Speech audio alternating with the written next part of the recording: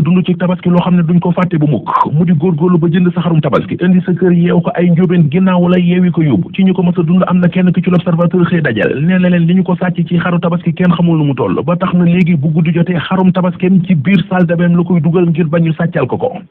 El Malick Ndiaye na jameet bett rek waa Beaux Maraîchers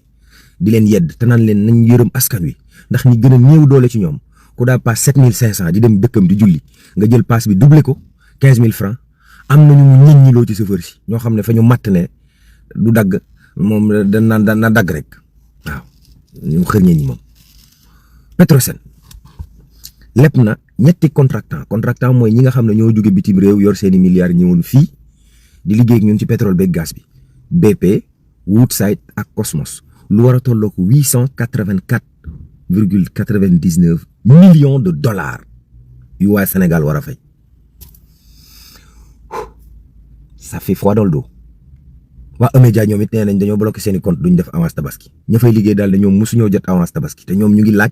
seen salaire u mois d'avril.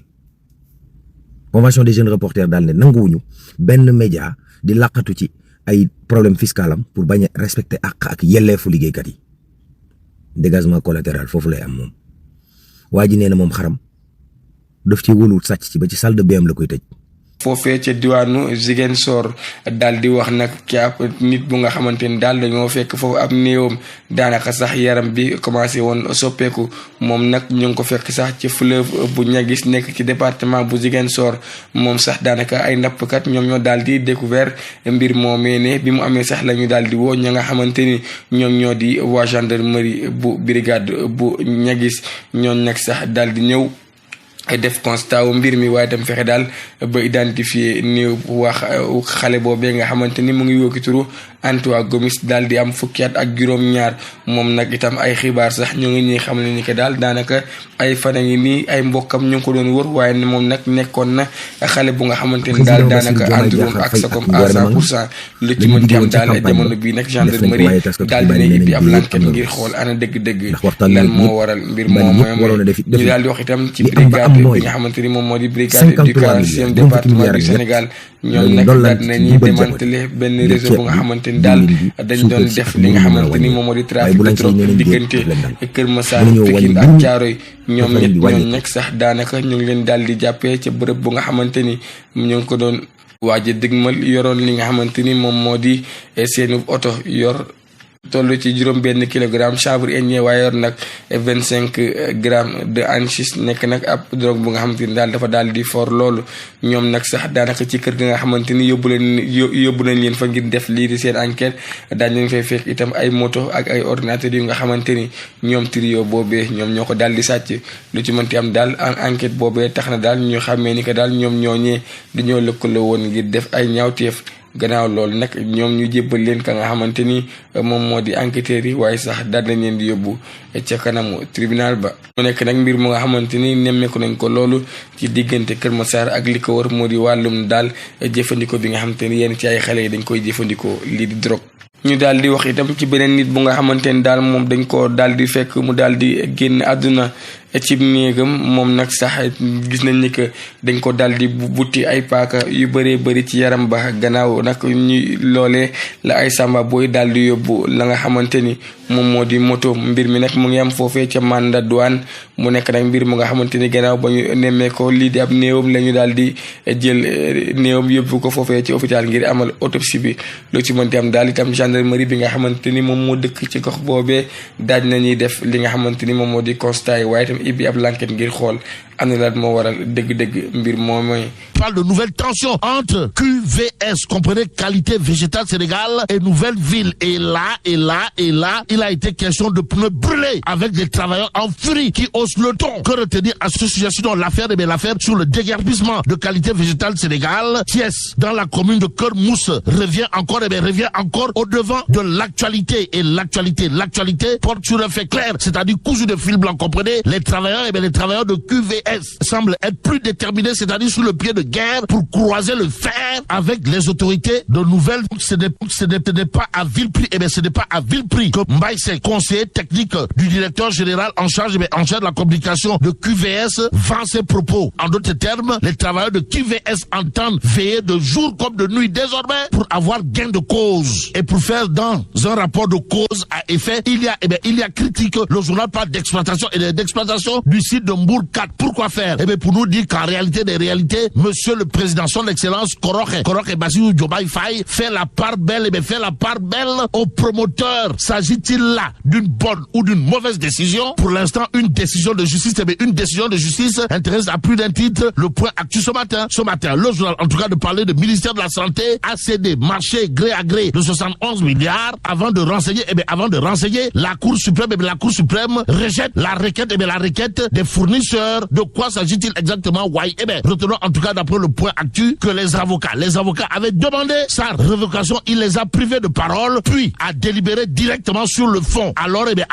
qu'il est attendu sur le référé aussi un jugement rendu sans plaidoirie des avocats des fournisseurs, mais ces derniers s'engagent à continuer à se battre pour défendre les intérêts des fournisseurs et de l'état de droit. Renseigne toujours le point actu. Le journal d'ajouter, le juge ignore la demande de rétractation de son ordonnance qui ferme les yeux sur les conclusions de KFW qui font tomber le marché à l'eau. Bon. gars yi mooy fi mu toll nii état bi fay lukkat di rëbbu téeméeri oto yoo xam ne ca pale ba lañ nekkoon waaye gars yi fañ ko sàcc fa réer mër fi mu toll nii ñañ ko joxoon ñii fa ñoo bañ a delloo yeneen oto yi kenn xamul fu mu dugg waaye gars yi koy wër de si du quotidien moom fa ñoo xamal laneen lu baax loo xam ne président Diomaye Faye ak Sonko ak seen gouvernement bi fañ koo def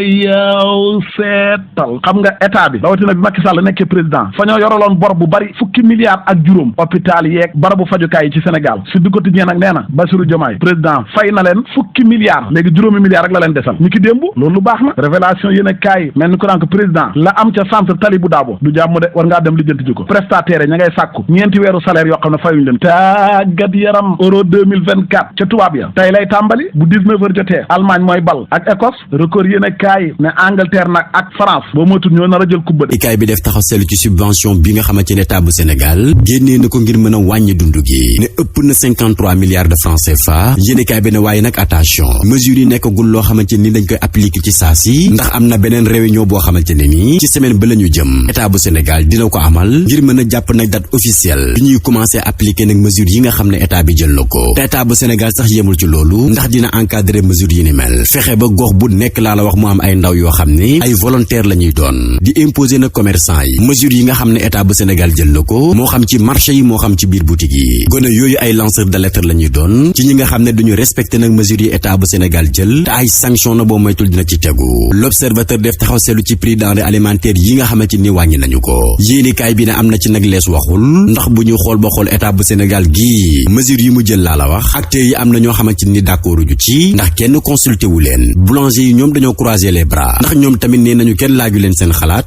naka noonu tamit commerçant yi am na lees waxul laa la wax ci mesures yi nga xam ne état bu Sénégal jël na ko information bii nga xamante ni itam Ahmed Al Aminou Lo mii joxe na ko jëm ci terrain ya nekk ca Mbourkat ne état bu Sénégal gi foqati na ko jébbal ko yeneeni promoteur immobilier yéenikaay bi xamal nañu ne ministre de l'urbanisme nag am na ay jubbante yum ci def ak ay précision ci information bi ni mel libération yéenikaay ne ak lu ci mënti xew 53 milliards moom état bu Sénégal génnee na ko gannaaw waxtaan yum amaloon lépp na ngir mën a wàññi dund gi rawatina nag li sénégalais yi di gën di jëfandikoo ci jamono ji te mooy ceeb beeg jiw bi ak suukar si secrétaire général gouvernement bii di xam ne ci biir yéenekaay bi ne suñu objectif lenn kese la ñu dem ba Sénégal gii li ñuy dundee gën a moins cher nag ci biir Afrique wàññeeku goo xamante ni dafay mujjee doon référence ci réewu Afrique yépp ñu gis ne Sénégal li ñuy dundee kat dañu koy bay waaye docteur Mabouba Diagne moom mu ngay alerter ci importateurs yi nga xamante ni ñoom ñooy jëlee dund gi ca bitim réew di ko indi ci Sénégal gi di leen xamal ne état bu Sénégal moom mënta continuer di leen subventionner loolu moom nay leer produits alimentaires yi bu yóbboo ñu xolaat yeneen solution waaye état bu Sénégal mënta dëkk di leen subventionner pour ñu mën a wàññi dund gi Abbas Fall di député Pastef di xam la ci biir yéenekaay bi ne man daal sénégalais yi laay sàkku ci ñoom ñu góorgóorlu dimbale état bu Sénégal ci mesures yi nga xamante ni jël na ko te dimbale leen nag weesuwul na surveillance bi ak effort yi nga xamante ni ay volontaire dinañ ko def wàcc ci terrain bi ngir mën a surveiller est-ce que nag boutique yi yéeg marché bi ñoo ngi respecté mesures yi état bu Sénégal jël yéenekaay bi desuwaat ci coowal pétrole bi nga xam ne ndekete Petrosen laa la wax li mu àbb ci xaalis ëpp na 800 millions de dollars dollars àbbu ko sax nag benn opérateur. ñetti opérateur la àbbu xaalis bokk na ci Woodside, BP ak Cosmos. ku ci nekk nag lam la dig mooy bu ñu exploité pétrole bi ba noppi dinaan leen delloo li ma leen àbbu. accord yi ni mel nag yéenekaay bi xamal nañu ne ba ñu ko signé sax dafa yàgg diggante février 2019 la woon jàpp janvier 2020. waaye mais ba tey takk maa gënum neen lii premier la ouf de soulagement la nguuru Bassirou Diomaye Diakhar Faye ak ñoom Ousmane Sonko day mais jéem nañ wàññi nañ dund gi lée critique yéene kaay ne 53 milliards lañ dugal ci seen dogal yu ndaw yi lée ay mesure la de mar di tali tribune yéene kaay ne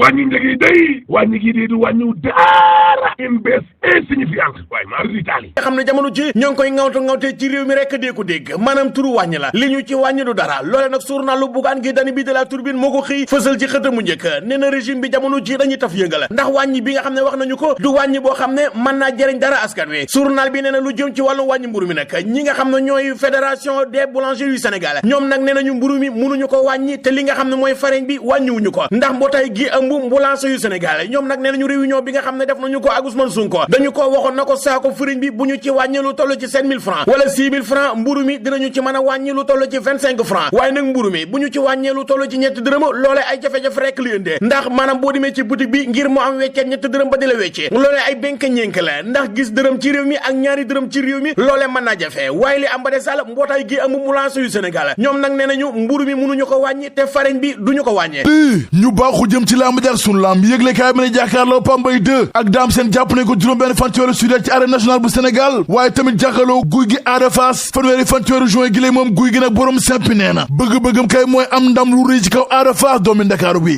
kaddu Abbas Fall muy mel ni ku naan cëkk gën kam te askan wi yëpp buñ ca jàppandoowee daanaka wàññi gi mën naa weesu lii lépp moom ministre bi dénk koomu réewum Sénégal ci Vox Populi di xamle ni budget Sénégal day juróom-ñaari junniy milliards la ñu wax moom la waaye xoolal ni muy demee ñaari junne yaa nga jëm ca bor ya junni ak ñeenti téeméer ca salaire ya juróom benn téeméeri milliards ya ca subvention ya téeméer ak juróom fukki milliards yi ñu def ko ay renonciation taxe la ca des nag moom nga nar a doxalee réew mi booba Vox Populi ma ngi may xamal ni desal ak man ma leeral la ni Maodo Malick Mbaye démissionné na ca ANAMO lépp lu doon privilège Maodo delloo ko ba ci passeport diplomatique am jël boppam nag jébbal médiation bu Afrique ak Sénégal le point ci naan man booba politique gu réewum Sénégal ñoo ngi xaar gannaaw tabaski ji ay déclaration opposant yi ci mel ni Amadou Ba Idrissa Seck Khalifa Babacar Sall wala it Déthié Fall yorinu Ousmane Sonko président Diomaye ña ngi cay xaar kàddu Amadou Ba gannaaw tabaski la gaayu président Macky Sall yi naan kon sañul te mënul ndax dina ko teggi teg fee dëggal boppam jaamaarloog ñi fi nekk fëgg dënam ne mooy chef opposition bi moom xaafit gisuñu ko keroog ba président Diomaye di waat gisuñu ko it ci assise yu justice yi bu ñu tabaskee ba noppi discours am lan lay doon moom Idrissa Seck yéen kaay bi naan man ñu ngi koy xaar ci ay relation ak APR waaye tam mu wax ndax day roñ-roñu jël bagage am bàyyi politique am déet moom Déthié Fall mi nga xam ne dafa mës a sonn ci xeex bi doxoon diggante président Macky Sall ak Ousmane Sonko dafay wéy nag di maslaa ak ñoom wala yi danaan tappetem ci opposition ba fekki fa nag Bougane Gueye Dany ak Thierno Alassane Sall ñi nga xam ne fan yi moom may ñu dara waa nguur gi.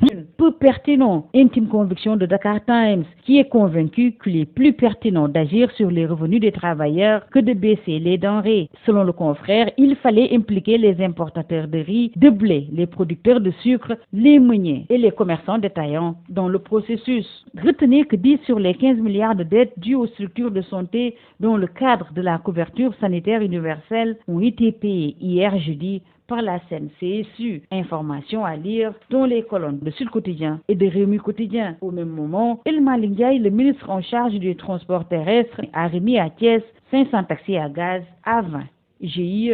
En sport, qualification mondiale 2026, on en reparle avec le capitaine de l'équipe nationale, Kalidou Koulibaly, qui évoque son optimisme quant aux capacités des Lions de mener une campagne des éliminatoires réussie en dépit d'un début un peu mitigé. Mais il est convaincu que l'équipe nationale est capable de régler le problème très rapidement, car on a des joueurs qui sont jeunes. Parmi ces joueurs figure Lamine Camara. Lamine Camara, choisi comme pépite de la saison en France. Le Lion Lamine Camara dévore tout, d'après Stade, le quotidien du sport, qui s'intéresse également à la Coupe du Sénégal 2024, avec cette finale 100% amateur entre Académie des Férus de foot, A2F et Mour Petite Côte. Et pour ce qui est de la première journée de l'Europa 2024, les Férus du football ont droit à Allemagne, Écosse. Omar waaw Petrosen day daa leboon 884 milliards 99 millions de dollars ñetti opérateurs yi muy Woodside BP ak Cosmos te xam nga fay ma fan lay jóge ci li Petrosen ci boppam laa lay wax ni war a am buñ jaayee suñu pétrole brut bi ak gaz bi yaa illa la lu ni mel day nga ko signé woon ca weeru février diggante 2019 ak janvier 2020 taux d'intérêt bi rek 6,50% la at bu ne ñun pétrole bi yàlla nañ ci am dara doy na waar la doy waar kay évidence yéene kaay nee na aéroport international Blaise Diagne waaw ak direction bu bees bi la Cheikh Bamba Dièye jiite ay cadre ak ay syndicaliste day ña ngay kaas nee nañ teraanga ji nga xam ne moom la ñu amoon Cheikh Bamba Dièye directeur bu bees bi ñëwee day da koo wàññi ngir ñu sakanal ak bàyyi alal yi ñu caxa-caxatee ñoom de loolu la ñuy kaas nee na teraanga yi Cheikh Bamba Dièye da koo wàññi xarit yi dëkkandoo yi ñu jox leen di daje kon musuba ak jàmm ak salaam yàlla na ko yàlla def ci réew askanu sunu gaal ñu jaajëfal leen bu baax a baax jox leen seen wàcc waaye di leen jox dig daje jërë ngeen jëf. salaamaaleykum sama gars j'espère que vous allez bien. tikkatina dalee na jàmm lu yëglekaay bi xëyee tey ma daal di leen koy yër. Sénégal, bonjour. Chers jeunes de Enquête 221 dal leen jàmm ci li gën a fës ci yëglekaay yi. Mesdames et messieurs, bonjour. ñuy naa ñëpp fii laay tàmbali génn ci seen revue de presse teel sa kaas kofe nga guux bala ngay naan bay simbuleex mox la li xew ci réew askanu sunu gaal gi jërë ngeen jëw Ahlan bikum. mais da ngay seet loolu rek. mbaa yéen a nga ca. ay nag yàlla baax na ñu yendoog jàmm ba suba ak jàmm incha allah. yendoog jàmm. C'est tout à vos journaux et très bonne lecture. mais la ci dong de ci Allah fu ñu jëbati. bon que Dieu préserve le Sénégal. ak lu mën a mbokk yi ñu ñaan jàmm te yendoog jàmm. tey lii loolu moom doy na waar di waaye lu mu doy waar buñ fàtte mukk ne suul gaz du ko teree xeeñ dawi taxulaa rëcc parce que jomaay Sonko te Sonkoy jomaay boo paree ma ne la alaaji si laatit bu baaxee rek ba sama clavier ñu dem ba suba ak jàmm ak salaam yéen a ngi doon déglu seen revue de presse wolof ak Fall Damel jàkkin ci ñu yendoog jàmm ba ëllëg incha allah.